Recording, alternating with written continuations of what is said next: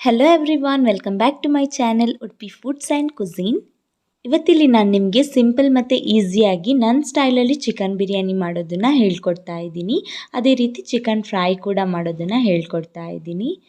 ತುಂಬಾ ಈಸಿ ಇದೆ ಈ ರೆಸಿಪಿ, ಯಾರು ಬೇಕಾದರೂ ಮಾಡ್ಕೋಬೋದು ಬಿರಿಯಾನಿ ಮತ್ತು ಫ್ರೈನ.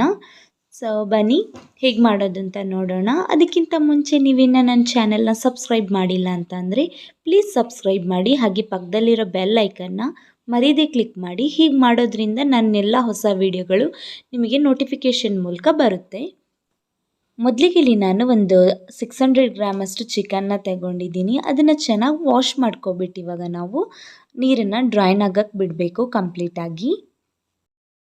ಇಲ್ಲಿ ಇವಾಗ ನಾವು ಒಂದು ಬೌಲನ್ನು ತಗೊಂಡು ಅದಕ್ಕೆ ಸ್ಪೈಸಸ್ ಪೌಡರ್ನ ಆ್ಯಡ್ ಮಾಡ್ಕೊಳ್ಳೋಣ.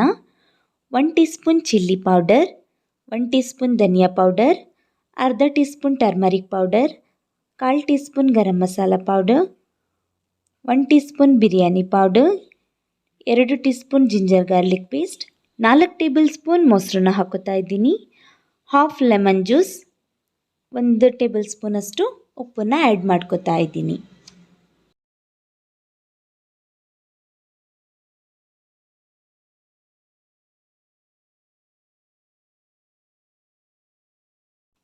ಇವಾಗ ಇದನ್ನೆಲ್ಲ ಒಂದ್ಸಲ ಚೆನ್ನಾಗಿ ಮಿಕ್ಸ್ ಮಾಡ್ಕೊಳ್ಳೋಣ. ನೋಡಿ ಇಲ್ಲಿ ಇವಾಗ ಮಸಾಲೆ ಎಲ್ಲ ಚೆನ್ನಾಗಿ ಮಿಕ್ಸ್ ಆಗಿದೆ. ಇವಾಗ ಇದಕ್ಕೆ ನಾವು ಚಿಕನನ್ನು ಹಾಕೋಬೇಕು. ಚಿಕನನ್ನು ಹಾಕೋಕ್ಕಿಂತ ಮುಂಚೆ ಚಿಕನ್ ನೀರೆಲ್ಲ ಕಂಪ್ಲೀಟಾಗಿ ಡ್ರೈನ್ ಆಗಿರಬೇಕು, ಅದನ್ನೊಂದು ನೆನಪಿಟ್ಕೊಳ್ಳಿ. ನಂತರ ಚಿಕನನ್ನು ಆ್ಯಡ್ ಮಾಡ್ಕೊಳ್ಳಿ. ಚಿಕನನ್ನು ಇಲ್ಲಿ ನಾನು ಮ್ಯಾರಿನೇಟ್ ಮಾಡ್ತಾ ಇದ್ದೀನಿ ಒಂದು ಅರ್ಧ ಗಂಟೆ.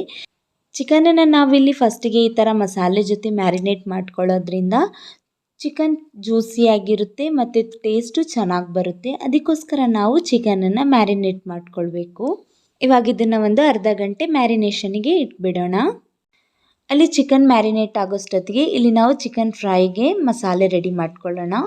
ಇಲ್ಲಿ ನಾನು ಒಂದು 400 ಗ್ರಾಮಷ್ಟು ಚಿಕನ್ನ ತಗೊಂಡಿದ್ದೀನಿ, ಲೆಗ್ ಪೀಸಸ್ನ ತಗೊಂಡಿದ್ದೀನಿ. ಇದಕ್ಕೆ ಇವಾಗ ಮಸಾಲೆ ಏನೆಲ್ಲ ಬೇಕು ಅಂತ ತೋರಿಸ್ತೀನಿ ಬನ್ನಿ. 2 ಟೇಬಲ್ ಸ್ಪೂನಷ್ಟು ಕಾರ್ನ್ಫ್ಲೋರ್ನ ಹಾಕೋತಾ ಇದ್ದೀನಿ ಮೊದಲಿಗೆ. ಆಮೇಲೆ ಒಂದು ಹಾಫ್ ಟೀ ಸ್ಪೂನಷ್ಟು ಚಿಲ್ಲಿ ಪೌಡರ್, ಹಾಫ್ ಟೀ ಸ್ಪೂನಷ್ಟು ಧನಿಯಾ powder, half teaspoon ginger garlic paste, red food ಕಲರ್ನ ತಗೊಂಡಿದ್ದೀನಿ. ಫುಡ್ ಕಲರಲ್ಲಿ ನೀವು ಆರೆಂಜ್ ರೆಡ್ಡು ತಗೋಬೋದು, ಇಲ್ಲಾಂತಂದರೆ ಚಿಲ್ಲಿ ರೆಡ್ಡು ತಗೋಬೋದು. ಆಮೇಲೆ ಸ್ವಲ್ಪ ಉಪ್ಪನ್ನ ಹಾಕೋತಾ ಇದ್ದೀನಿ. ಆಮೇಲೆ 1 ಟೀ ಸ್ಪೂನ್ ಲೆಮನ್ ಜ್ಯೂಸನ್ನು ಆ್ಯಡ್ ಮಾಡ್ಕೋತಾ ಇದ್ದೀನಿ.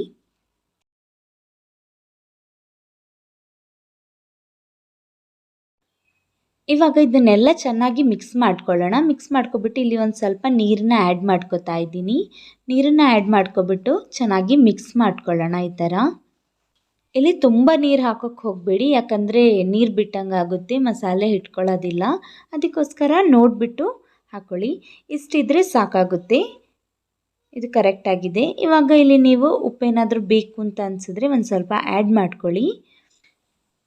ಇವಾಗ ಇದಕ್ಕೆ ನಾನು ಚಿಕನನ್ನು ಆ್ಯಡ್ ಮಾಡ್ಕೋತಾ ಇದ್ದೀನಿ. ಚಿಕನನ್ನು ಹಾಕೋದಕ್ಕಿಂತ ಮುಂಚೆ ನೀರನ್ನು ಚೆನ್ನಾಗಿ ಡ್ರೈನ್ ಮಾಡಿಕೊಂಡು ಹಾಕ್ಕೊಳ್ಳಿ.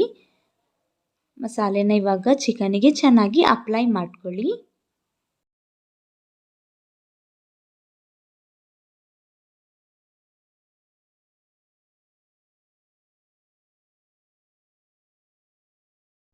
ಇಲ್ಲಿ ಇವಾಗ ಮಸಾಲೆ ಎಲ್ಲ ಚೆನ್ನಾಗಿ ಅಪ್ಲೈ ಆಗಿದೆ. ಇದಕ್ಕೆ ನಾನಿವಾಗ ವೈಟ್ ಎಳ್ಳನ್ನು ಆ್ಯಡ್ ಮಾಡ್ಕೋತಾ ಇದ್ದೀನಿ ಒಂದು ಸ್ವಲ್ಪ. ಇವಾಗ ಇದನ್ನು ಮ್ಯಾರಿನೇಟ್ ಮಾಡ್ಕೊಳ್ಳೋಣ ಒಂದು ಅರ್ಧ ಗಂಟೆ. ಇವಾಗ ಇಲ್ಲಿ ಬಿರಿಯಾನಿ ಮಸಾಲೆಗೆ ಏನೆಲ್ಲ ತಗೊಂಡಿದ್ದೀನಿ ಅಂತ ತೋರಿಸ್ತೀನಿ. ಮೊದಲಿಗೆ ನಾನಿಲ್ಲಿ 5 ಮೀಡಿಯಮ್ ಸೈಜ್ ಇರೋ ಟೊಮ್ಯಾಟೊನ ತಗೊಂಡಿದ್ದೀನಿ, ಚೆನ್ನಾಗಿ ಹಣ್ಣಾಗಿರೋದು. ಈ ಥರ ಅದನ್ನು ಕಟ್ ಮಾಡಿ ಇಟ್ಕೊಂಡಿರಿ. ನಂತರ 2 ಮೀಡಿಯಮ್ ಸೈಜ್ ಈರುಳ್ಳಿನ ತಗೊಂಡಿದ್ದೀನಿ, ಅದನ್ನು ಕೂಡ ಅಷ್ಟೇ ಉದ್ದುದ್ದಕ್ಕೆ ಕಟ್ ಮಾಡಿಟ್ಕೊಂಡಿರಿ. ಮತ್ತು ಇಲ್ಲಿ ಸ್ವಲ್ಪ ಪುದೀನ, ಸ್ವಲ್ಪ ಕೊತ್ತಂಬರಿ ಸೊಪ್ಪು, ಆಮೇಲೆ ಒಂದು 3 ಹಸಿಮೆಣಸಿನ್ಕಾಯಿನ ತಗೊಂಡಿದ್ದೀನಿ. ಖಾರ ಕಮ್ಮಿ ಇದ್ದರೆ ಇನ್ನೂ 2 ಎಕ್ಸ್ಟ್ರಾ ಹಾಕ್ಕೊಳ್ಳಿ. ಖಾರ ಜಾಸ್ತಿ ಇತ್ತು ಅಂತ ಅಂದರೆ ಇಷ್ಟೇ ಸಾಕಾಗುತ್ತೆ. ಇಲ್ಲಿ ಇವಾಗ ಒಗ್ಗರಣೆಗೆ ಇಟ್ಕೊಳ್ಳೋಣ. ಒಗ್ಗರಣೆಗೆ ಇಡೋದಕ್ಕಿಂತ ಮುಂಚೆ ನಾನಿಲ್ಲಿ ಅರ್ಧ ಕೆಜಿಯಷ್ಟು ಅಕ್ಕಿನ ತಗೊಂಡಿದ್ದೀನಿ. ಅದನ್ನು ಚೆನ್ನಾಗಿ ವಾಶ್ ಮಾಡಿ ಈ ಥರ ನೀರು ಹಾಕ್ಕೊಂಡು ಇಟ್ಕೊಂಡಿದ್ದೀನಿ. ಈ ಥರ ಮಾಡೋದ್ರಿಂದ ರೈಸ್ ಚೆನ್ನಾಗಿ ಬರುತ್ತೆ, ಅದಕ್ಕೋಸ್ಕರ. ಇವಾಗ ಇಲ್ಲಿ ಸ್ಟವ್ ಮೇಲೆ ಒಂದು ಪಾತ್ರೆನ ಇಟ್ಕೊಳ್ಳಿ. ಬಿರಿಯಾನಿ ಮಾಡೋದಕ್ಕೆ ಚೆನ್ನಾಗಿರೋ ಹೆವಿ ಬಾಟಮ್ನೇ ಇಟ್ಕೊಳ್ಳಿ. ಇಲ್ಲಿ ನಾನು 2 ಪೀಸ್ ಚಕ್ಕೆ, 3 ಲವಂಗ, 3 ಏಲಕ್ಕಿನ ತಗೊಂಡಿದ್ದೀನಿ ಮತ್ತು 1 ಪಲಾವ್ ಎಲೆನ ತಗೊಂಡಿದ್ದೀನಿ. ಇವಾಗ ಪಾತ್ರೆ ಬಿಸಿಯಾಗಿದೆ. ಇದಕ್ಕೆ ನಾವು 100 ml ಅಷ್ಟು ಎಣ್ಣೆನ ಹಾಕ್ಕೊಳ್ಳೋಣ. ಇವಾಗ ಇಲ್ಲಿ ಎಣ್ಣೆನ ಚೆನ್ನಾಗಿ ಬಿಸಿ ಆಗಕ್ಕೆ ಬಿಡಿ. ಎಣ್ಣೆ ಒಂದ್ಸಲ ಚೆನ್ನಾಗಿ ಬಿಸಿ ಆಯಿತು ಅಂತಂದಮೇಲೆ ಇದಕ್ಕೆ ಚಕ್ಕೆ, ಲವಂಗ, ಏಲಕ್ಕಿನ ಹಾಕ್ಕೋಬೇಕು. ನಂತರ ಇದೊಂದು ಸ್ವಲ್ಪ ಫ್ರೈ ಆಗಲಿ. ಸ್ವಲ್ಪ ಫ್ರೈ ಆಗ್ತಿದ್ದಂಗೆ ಇದಕ್ಕೆ ನಾವು ಕಟ್ ಮಾಡಿ ಇಟ್ಕೊಂಡಿದ್ದಂತಹ ಈರುಳ್ಳಿನ ಹಾಕ್ಕೋಬೇಕು. ಇವಾಗ ಈರುಳ್ಳಿನ ಇಲ್ಲಿ ಚೆನ್ನಾಗಿ ಫ್ರೈ ಮಾಡ್ಕೊಳ್ಳಿ. ಮತ್ತು ಇಲ್ಲಿ ಫ್ಲೇಮನ್ನು ನೀವು ಹೈ ಫ್ಲೇಮಲ್ಲಿ ಇಟ್ಕೋಬೇಡಿ. ಒಂದು ಸ್ವಲ್ಪ ಉರಿನ ಕಮ್ಮಿ ಮಾಡ್ಕೊಳ್ಳಿ. ಮೀಡಿಯಮ್ ಫ್ಲೇಮಲ್ಲಿ ಇಟ್ಕೊಂಡು ಫ್ರೈ ಮಾಡ್ಕೊಳ್ಳಿ. ಇಲ್ಲಾಂತಂದರೆ ಸೀದೋದಂಗೆ ಆಗಿಬಿಡುತ್ತೆ. ಅದಕ್ಕೆ ಇವಾಗ ಇಲ್ಲಿ ನೀವು ನೋಡ್ಬೋದು ಈರುಳ್ಳಿ ಚೆನ್ನಾಗಿ ಫ್ರೈ ಆಗಿದೆ. ಇಷ್ಟು ಫ್ರೈ ಆದರೆ ಸಾಕು. ಇದಕ್ಕೆ ನಾವಿವಾಗ ಕಟ್ ಮಾಡಿದ್ದಂತಹ ಸಾಂಬಾರು ಸೊಪ್ಪು, ಪುದೀನ ಮತ್ತು ಹಸಿಮೆಣಸಿನ್ಕಾಯಿನ ಆ್ಯಡ್ ಮಾಡ್ಕೊಳ್ಳೋಣ. ಆ್ಯಡ್ ಮಾಡಿಕೊಂಡು ಒಂದು 30 ಸೆಕೆಂಡ್ ಫ್ರೈ ಮಾಡಿಕೊಂಡ್ರೆ ಸಾಕು, ಜಾಸ್ತಿ ಹೊತ್ತು ಬೇಡ. ಇವಾಗ ಇದು ಫ್ರೈ ಆಗಿದೆ. ಇದಕ್ಕೆ ನಾವಿವಾಗ ಮ್ಯಾರಿನೇಟ್ ಮಾಡ್ಕೊಂಡಿದ್ದಂತಹ ಚಿಕನ್ನ ಆ್ಯಡ್ ಮಾಡ್ಕೊಳ್ಳೋಣ ಇಲ್ಲಿ. ಮತ್ತು ಇದನ್ನು ಒಂದು 2 ನಿಮಿಷ ಈ ಥರ ಫ್ರೈ ಮಾಡ್ಕೊಳ್ಳೋಣ ಎಣ್ಣೆಲಿ. ಒಂದು ಸ್ವಲ್ಪ ಇಲ್ಲಿವಾಗ ಮಸಾಲೆ ಎಲ್ಲ ಎಣ್ಣೆಲಿ ಒಂದು ಸ್ವಲ್ಪ ರೋಸ್ಟ್ ಆಗಲಿ, ಅದಕ್ಕೋಸ್ಕರ. ಇಲ್ಲಿವಾಗ ಚಿಕನ್ ಒಂದು 2 ನಿಮಿಷ ಫ್ರೈ ಆಗಿದೆ. ಇದಕ್ಕೆ ನಾವು ಕಟ್ ಮಾಡಿ ಇಟ್ಕೊಂಡಿದ್ದಂತಹ ಟೊಮ್ಯಾಟೊನ ಆ್ಯಡ್ ಮಾಡ್ಕೋಬೇಕು.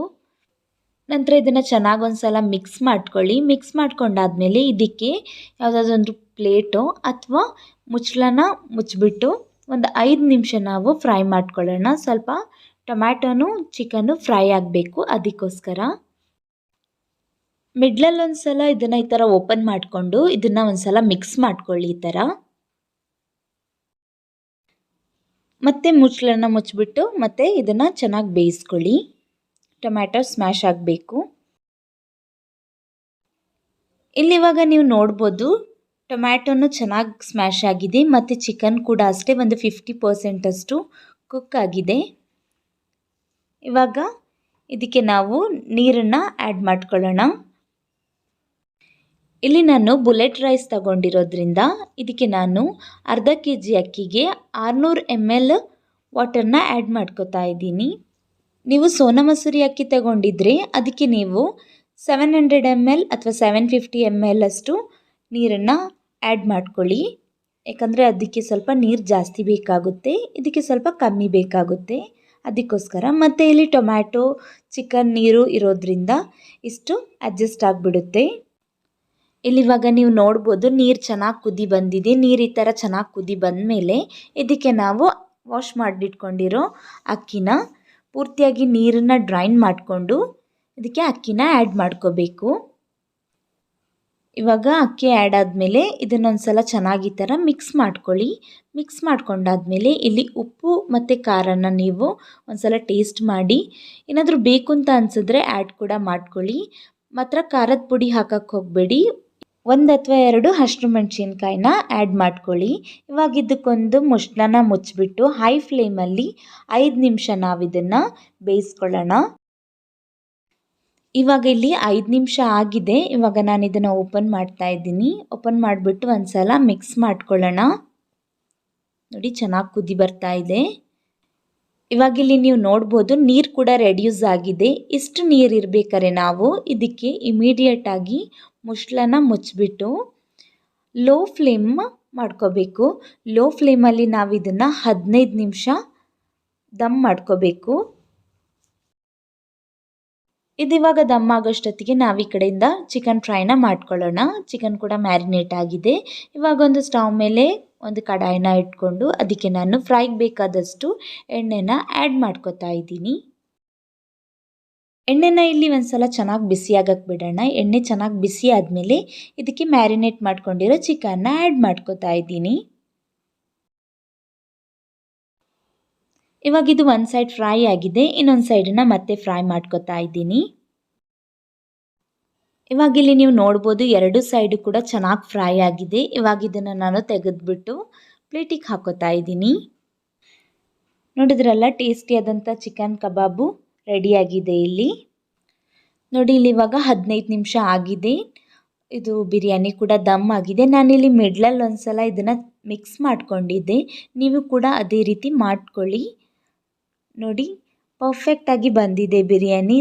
ಜಾಸ್ತಿ ಸ್ಪೈಸಿನೂ ಅಲ್ಲ, ಮೀಡಿಯಮ್ ಆಗಿ ಲೈಟ್ ಬಿರಿಯಾನಿ ರೆಡಿಯಾಗಿದೆ.